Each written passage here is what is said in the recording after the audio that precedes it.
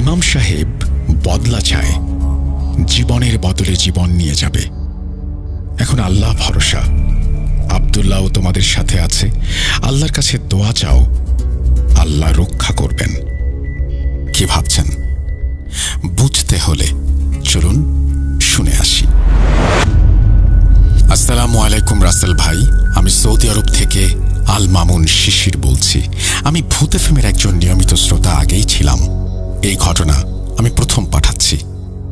আমি আমার পরিচয়, ঠিকানা একটি সমস্যাজনিত কারণে দিতে পারছি না। আমি সরাসরি ঘটনায় চলে যাচ্ছি। ঘটনা শুরুর আগে আমি বলি, আমি সৌদি আরব আসার 2 মাস পর থেকে একটা সমস্যার জন্য আমার চাকরিটা চলে যায়। আমি চিন্তায় পড়ে যাই, কারণ বাংলাদেশ থেকে অনেক কষ্ট করে টাকা ঋণ করে বিদেশে এসেছি। তাই আমি চাকরির সন্ধানে এদিকে ওদিকে ঘুরতে থাকি। অবশেষে আমি সৌদি আরবের তরুবা নামক জায়গায়, পাহাড়ি এলাকায়, মরুভূমির মাঝে, জনবসতির থেকে অনেক দূরে একটা চাকরির সন্ধান পাই। চাকরিটা হলো, সেখানে ছাগল মরুভূমিতে চড়াতে হয়, দেখাশোনা করতে হয়। ঋণ এবং টাকার অভাবে আমি সেখানেই কাজ নেই। আমার মালিক, মানে আমার সৌদি কফিল, সে আমাকে গাড়ি করে খাবার আর প্রয়োজনীয় জিনিস দিয়ে সেখানে নামিয়ে দিয়ে চলে যান। এখানে বলে রাখা ভালো, সৌদি আরবে কোনো মালিকের অধীনে কাজ করলে তাকে কফিল বলে। আমি এবং আরও একজন, তার নাম অভি, আমরা দুজন। বলে রাখা ভালো, মরুভূমিতে রাতের সময় অনেক গরম পড়ে। আমাদের ছোট একটা ঘর মরুভূমির মাঝে, আর ছোট একটা রুম ছাগলের জন্য। আমি সেখানে গাড়ি থেকে নামার পরেই বুঝতে পেরেছি আমাদের সাথে খারাপ কিছু ঘটতে চলেছে।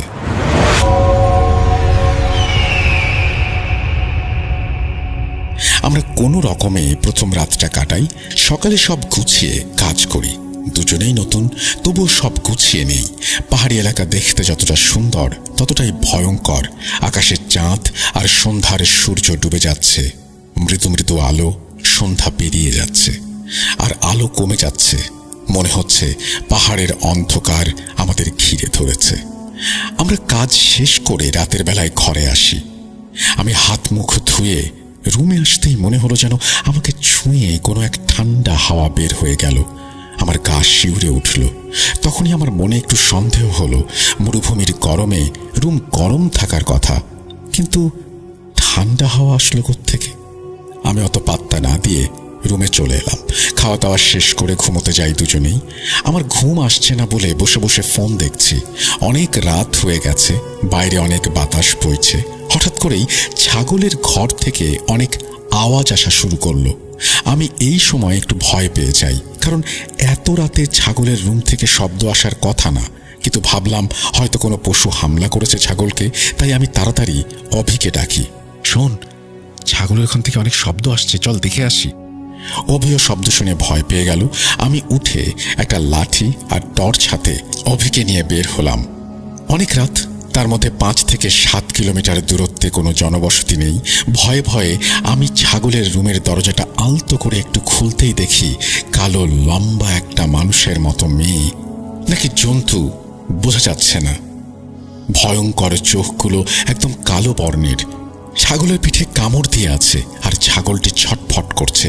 এই দৃশ্য দেখে আমিও অভি এতটা ভয় পাই যে আমি দরজাটা জোরে বাড়ি দিয়ে বন্ধ করে দেই আর দৌড়ে আমাদের রুমে এসে পড়ি।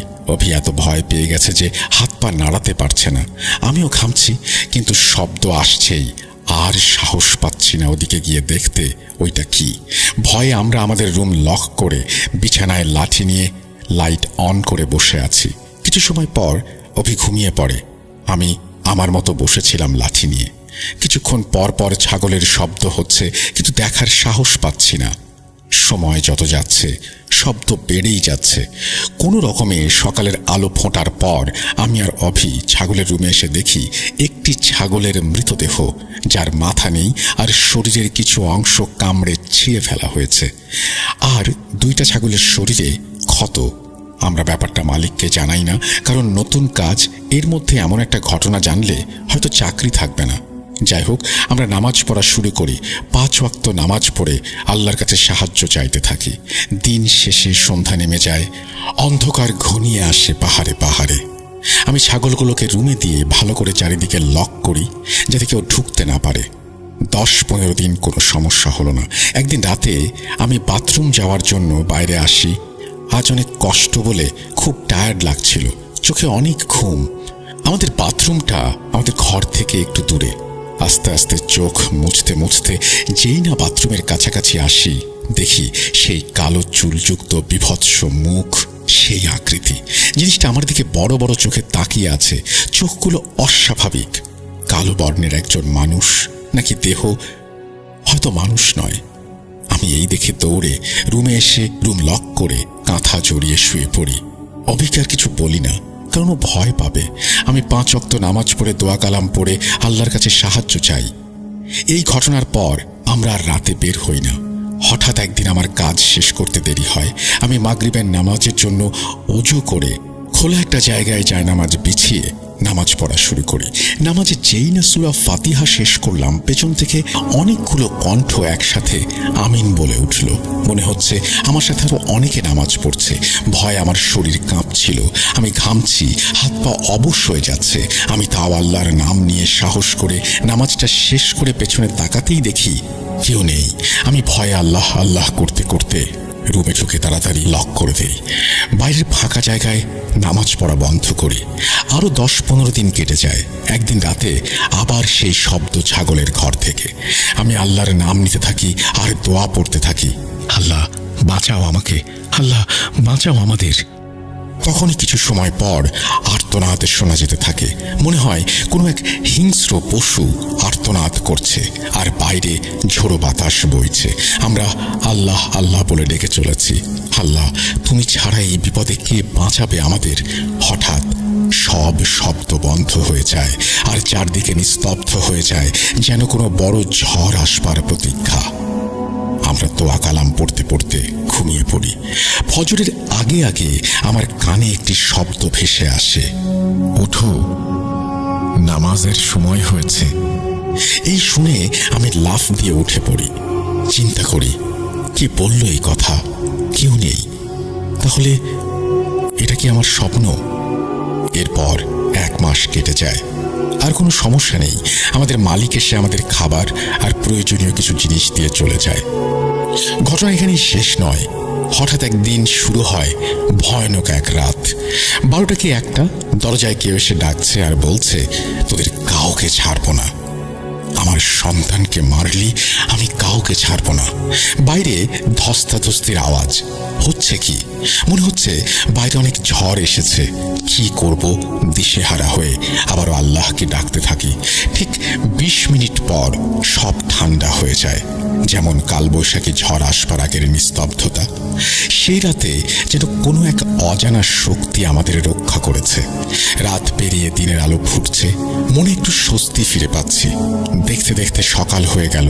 আমরা দরজা খুলে বাইরে গিয়ে আশেপাশে দেখলাম ঝড় হলে যেমন উলটপালট হয়ে যায় সবকিছু, সেই অবস্থা।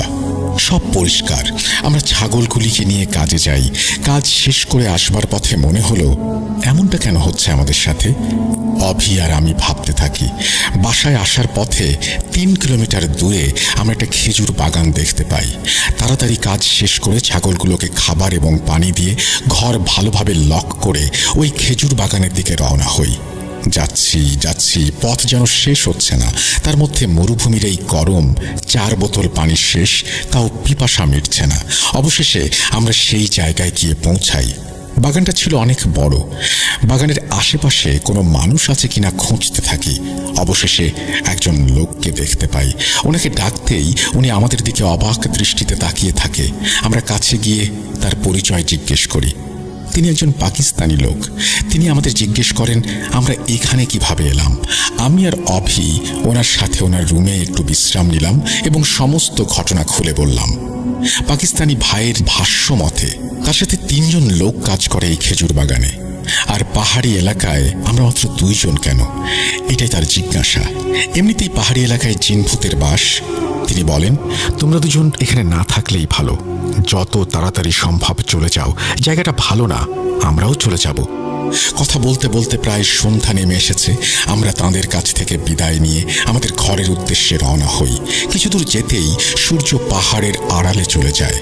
অন্ধকার রাস্তায় আমরা 2 জন মরুভূমির মাঝে হাঁটতে থাকি। বাড়ির উদ্দেশ্যে হাঁটছি। আমরা বুঝতে পারছিলাম আমাদের সাথে খারাপ একটা কিছু ঘটতে চলেছে, তাই আমরা তাড়াতাড়ি পা চালাই। আশেপাশে পাহাড়ি পশু পাখির শব্দ, পাহাড়ের ওপরে কোনায় কোনায় অনেকগুলো চোখ যেন জলজল করে আমাদের দিকে তাকিয়ে আছে। এক পর্যায়ে অভি আর আমি দৌড়াতে থাকি। আমরা দৌড়াই জীবন বাঁচানোর জন্য। সেই লোমহর্ষক মানুষ খেকোর দল যেন আমাদের পিছু নিয়েছে। মনে হচ্ছিল আমরা সারা জীবনে আর ফিরতে পারবো না। দিশেহারা হয়ে এদিক ওদিকে দৌড়াই। অবশেষে পাকা রাস্তার পাশে একটা ছোট্ট বিলবোর্ড দেখতে পাই। সেখানে আলো জ্বলছে।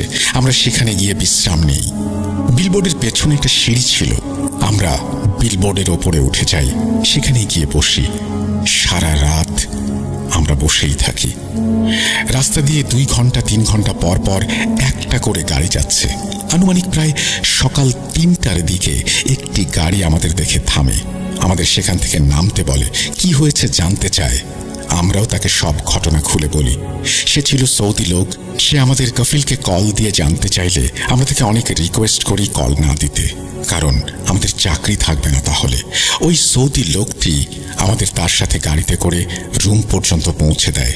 আমরা হাত মুখ ধুয়ে ঘরে এসে ঘুমিয়ে পড়ি। সকালবেলা আমরা উঠে ছাগলদের খাবার দেই আর কাল রাতের কথা ভাবতে থাকি। কেউই বাড়িতে কল দিয়ে কিছু জানাই না, কারণ অনেক টাকা ঋণ। তার মধ্যে বাড়িতে এইসব খবর শুনলে তারা চিন্তা করবে, চলে আসতে বলবে। তাই কাউকে কিছু না জানিয়ে এর একটি সমাধান খুঁজতে থাকি। এর মধ্যেই মনে পড়ে আমার কাছে আমাদের এলাকার হুজুরের নাম্বার আছে। তার সাথে ভালো সম্পর্ক ছিল। তার নাম্বারটা নিয়ে আমি ইমোতে তাকে কল দেই। কয়েকটা রিং হবার পরেই তিনি কলটা ধরেন এবং আমি আর অভি সমস্ত ঘটনা তাকে খুলে বলি। তিনি আমাদের কথা শুনে 7 দিন সময় চান আর বলেন হাতে ময়দা আর পেরেক নিয়ে তার সাথে সাথে দোয়াগুলো পড়ে বাড়ির চারপাশে গোল করে রিং বানাতে এবং পেরেকগুলো পুঁতে দিতে। আমরাও তার কথা মতো কাজ করি। আর তিনি আমাদের শরীর বন্ধ করার দোয়াটাও শিখিয়ে দেন আর বলেন এই 7 দিন সন্ধ্যার আগে বাড়িতে ফিরতে হবে, নামাজ কালাম দোয়া দুরুদ পড়তে হবে। সন্ধ্যার পর ভুলেও বাড়ির বাইরে থাকা যাবে না। বাড়ি থেকে বের হলে শরীর বন্ধ করে বের হতে হবে। রাতে বাইরে যত আওয়াজই হোক না কেন বাইরে যাওয়া যাবে না। আমি আর অভি তার কথা মতো কাজ করি। 1 দিন 2 দিন এমন করতে 7 দিনের মাথায় হুজুর আমাদের কল দেন এবং বলেন, আমি যা বলবো মন দিয়ে শুনো। তোমরা একটি অতি প্রাচীন খারাপ জিনের কবজায় পড়েছ। ও তোমাদের ছাড়বে না। পাহাড়ি জিনেরা অনেক শক্তিশালী হয়। তোমরা এখনো কিভাবে সুরক্ষিত আছো জানো? একটা ভালো জিন তোমাদের রক্ষা করছে এবং যে জিন তোমাদের ক্ষতি করত, ছাগলদের আক্রমণ করত, তাকে সে মেরে ফেলেছে। তাই সেই জিনের মা তোমাদের মারার জন্য চেষ্টা চালাচ্ছে। তোমাদের জন্য ওর বাচ্চাকে মরতে হয়েছে। যে পর্যন্ত না তোমাদের দুজনের মধ্যে একজনকেও মারতে পারছে সেই পর্যন্ত সে শান্ত হবে না। এখন উপায় একটাই, হয় তোমরা ওইখান থেকে বাংলাদেশে চলে আসো, না হয় সেই ভালো জিনকে ডেকে তার কাছে সাহায্য চাও। আমরা বাংলাদেশে যেতে পারবো না, সেটা সম্ভব নয়। তাহলে একটাই উপায়, জিনকে ডেকে সাহায্য চাইতে হবে। কিন্তু কিভাবে? আমার ওস্তাদের সাথে যোগাযোগ করে আমি তোমাদের জানাচ্ছি। 2 দিন পর আমরাও তার অপেক্ষায় থাকলাম। 2 দিন পর হুজুর ওস্তাদকে নিয়ে ভিডিও কলে আমাদের সাথে যোগাযোগ করেন। তিনি আমাদের একটা রিচুয়াল করার কথা বললেন। তিনিও থাকবেন ভিডিও কলে। কিন্তু সমস্যা একটাই, জিন কোনো মাধ্যম ছাড়া আসে না। এখন মাধ্যমটা কে হবে এবং কিভাবে এই রিচুয়াল করা যাবে, এটাই হচ্ছে ঘটনা। অভি সাহস না পাওয়ায় ও মাধ্যম হতে একেবারেই রাজি না। যেই কথা সেই কাজ। হুজুর আমাকে কিছু দোয়া কালাম লিখে পাঠান এবং 1 দিন সময় দেন সবগুলো দোয়া শিখে নেবার জন্য। আমিও যথাসম্ভব শিখে নেই। হুজুরের কথা মতো আমি একটি জায়নামাজ বিছিয়ে দিলাম। 4টা মোমবাতি জায়নামাজের 4 কোণায় রাখলাম। অজু করে নিজের শরীর বন্ধ করে নিলাম। জায়নামাজের ওপরে কিছু আতর ছিটিয়ে দিতে বলেছিলেন ইমাম সাহেব। আমিও তার কথা মতো আতর ছিটিয়ে দিলাম এবং রুমের দরজাটা আলতোভাবে চাপিয়ে রাখতে বললেন। অভিকে ভালো মতো অজু করিয়ে পাক পবিত্র হয়ে জায়নামাজের মাঝখানটায় নামাজের অবস্থায় বসতে বললেন এবং কিছু দোয়া কালাম পড়তে বললেন ইমাম সাহেব। ভিডিও কলে ইমাম সাহেব আমাদের সাথে দোয়া কালাম পড়ছেন। আমিও যথাসম্ভব যথা নিয়মে দোয়া কালাম পড়ছি। কিছুক্ষণ পর সুন্দর একটি সালাম আমার কানে ভেসে আসলো। আমি এবং ইমাম সাহেব সালামের উত্তর দিলাম। ঘরে আসার অনুমতি চাইল কেউ, আমিও তাকে অনুমতি দিলাম। ঘরে সুন্দর একটা আতরের সুগন্ধে ভরে গেল। হঠাৎ করে অভি দোয়া কালাম বন্ধ করে মাথার নিচের দিকে নুইয়ে রাখলো। ইমাম সাহেব সাথে সাথে প্রশ্ন করে যাচ্ছেন, আপনার নাম কি? আব্দুল্লাহ। আমরা আপনার কাছে কিছু জানতে চাই। কি সেটা? আমাদের কিছুদিন যাবৎ একটি জিন সম্প্রদায় খুব অত্যাচার করছে। আমরা এখন কি করব? বাঁচান আমাদের। মা জিন তার বাচ্চাদের বদলা নিতে এসেছে। আমার কাছে এত শক্তি নেই যে আমি তাকে আটকাবো। ঘর বন্ধের জন্য সে ভিতরে আসতে পারছে না। আমি তবুও চেষ্টা করে যাচ্ছি আপনাদের বাঁচাতে। তাহলে আর কি কোনো উপায় নেই? আছে। কি উপায়? তিনি একটি খাতা আর কলম চান। তাকে খাতা আর কলম এনে দিলে আরবিতে কিছু একটা লিখতে থাকেন আর বলেন, আল্লাহর ওপর ভরসা রাখলে সব হবে। আমি আছি আপনাদের সাথে। এই বলে উনি বিদায় নিয়ে চলে যান। অভি অজ্ঞান অবস্থায়। অভিকে চোখে মুখে পানি দেবার পর ওর জ্ঞান ফেরে। প্রায় 1 ঘন্টা পর ও স্বাভাবিক হয়। আমি লেখাটির ওপর ছবি তুলে ইমাম সাহেবদের পাঠাই। ইমাম সাহেব লেখাটি পড়ে বলেন, এখানে একটি রিচুয়াল লেখা আছে যার মাধ্যমে মা জিনকে ধোঁকা দেওয়া সম্ভব, এবং কিছু দোয়ার নিয়ম লেখা আছে যার মাধ্যমে জিন তোমাদের দেখতে। রিচুয়ালটি হচ্ছে, মা জিনকে আটকানো সম্ভব নয়, এজন্য তাকে ধোঁকা দিতে হবে। আমাদের ব্যবহার করা কাপড়ের টুকরা, মাথার চুল, শরীরের কিছু রক্ত মৃত কোনো ব্যক্তি বা পশুর ওপর ছিটিয়ে দিতে হবে। আমাদের মাথার চুল ব্যবহার করা কাপড়ের টুকরো মৃত বস্তুর শরীরে পেঁচিয়ে দিতে হবে। সেই মৃত বস্তুটি বাড়ি থেকে একটু দূরে রেখে আসতে হবে এবং আমাদের অজু গোসল করে শরীর বন্ধ করতে হবে।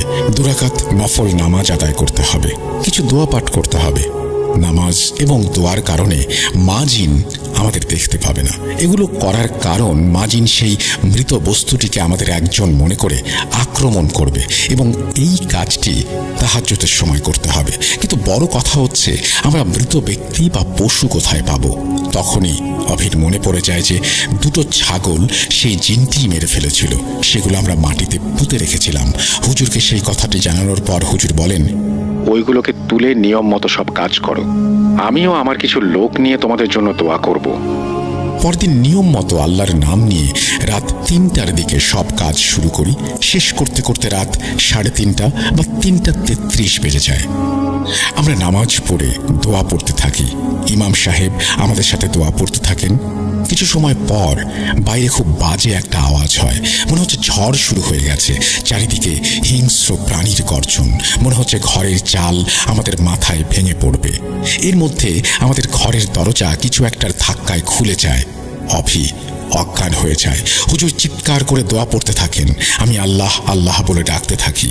কোথাও কি কোনো ভুল করেছি আমরা? সব ওলট পালট হয়ে যাচ্ছে কেন? আমি অভিকে জড়িয়ে ধরে কাঁদতে থাকি, আল্লাহ আল্লাহ বলে ডাকতে থাকি। ঘরের বাইরে ধস্তাধস্তির আওয়াজ। কিছুক্ষণ পর সব ঠান্ডা হয়ে যায়, যেন কিছুই হয়নি। আমার কানে একটি আওয়াজ আসে, আমি মরে যাচ্ছি, একজনের জীবন সে নিয়ে যাবেই, আল্লাহু আকবার। এই বলে চারদিকে সবকিছু ঠান্ডা হয়ে যায়। মা জিন আব্দুল্লাহর জীবন নিয়ে চলে যায়। আল্লাহর মখলুক আব্দুল্লাহ নিজের জীবন দিয়ে আমাদের বাঁচিয়ে চলে যায়। এরপর 1 দিন 2 দিন চলে যায়, কোনো সমস্যা হয় না। ঘটনা এখানেই শেষ নয়। এই ঘটনার ঠিক 10 দিন পর রাতের বেলায় আবারও ছাগলের রুম থেকে সেই আওয়াজ শোনা যায়। বুকের ভেতর যেন ভয় কাঁটা দিয়ে ওঠে। কিভাবে সম্ভব? ও কি তাহলে আবারও ফিরে এলো? আমরা ভয় ভরা চোখ নিয়ে একটু একটু করে ছাগলের রুমের দিকে এগোতে থাকি।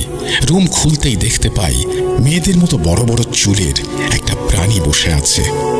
সে রক্ত খাচ্ছে। বস্তুটি ছাগলের শরীর পেঁচিয়ে ধরে রক্ত খাচ্ছে। এই দেখে আমরা দৌড়ে রুমে চলে আসি। এরপর আমরা দেরি করিনি, আমাদের কফিলকে কল দেই, তাকে আসতে বলি, সব ঘটনা খুলে বলি। ওই দিন কোনো রকমে রাতটা কাটিয়ে সকালে আমরা কফিলের কাছে চাকরি করব না বলে জানাই। কফিল সমস্ত ঘটনা শুনে ভুয়া মনে করেন, কিন্তু প্রমাণ হিসেবে আমরা সেই মৃত ছাগলটিকে দেখাই। এরপর তার গাড়িতে করে তায়েফ শহরে চলে আসি একজন পরিচিত লোকের কাছে। এরপর 10-12 দিন কেটে যায় সেখানেই, কিন্তু আর কোনো সমস্যা হয় না। ইমাম সাহেবকে সমস্ত ঘটনা খুলে বলার পর তিনি বলেন, আমাকে 1 মাস সময় দাও। ঠিক 28 দিনের মাথায় ইমাম সাহেব আমাকে কল দেন এবং বিস্ময়কর একটা কথা বলেন। তোমাদের সাথে যেটা হয়েছে সেটা কেউ একজন জেনে শুনে করিয়েছে, কারণ আমি জানতে পেরেছি যে জিনকে আহ্বান করা হয়েছে, জেনে শুনে তাকে ওইখানে আনা হয়েছে, এবং এগুলো কে করেছে সেটাও জানতে পেরেছি। তোমরা একদিন যেই পাকিস্তানি লোকের সাথে খেজুর বাগানে কথা বললে, তারাই এই কাজটি করেছে, কারণ তোমাদের ওইখানে 3টা মিঠা পানির কুয়া আছে এবং তারা চেয়েছিল ওইখান থেকে পানি উঠিয়ে বিক্রি করবে, কিন্তু তোমরা ওইখানে আসায় ওদের ওই জায়গাটি আর দখলে নেওয়া সম্ভব হয়নি। তোমরা চলে আসায় এখন জায়গাটি দখলে নিয়ে ওইখানে পানির ব্যবসা শুরু করেছে বলে ইমাম সাহেব ফোন রেখে দেন।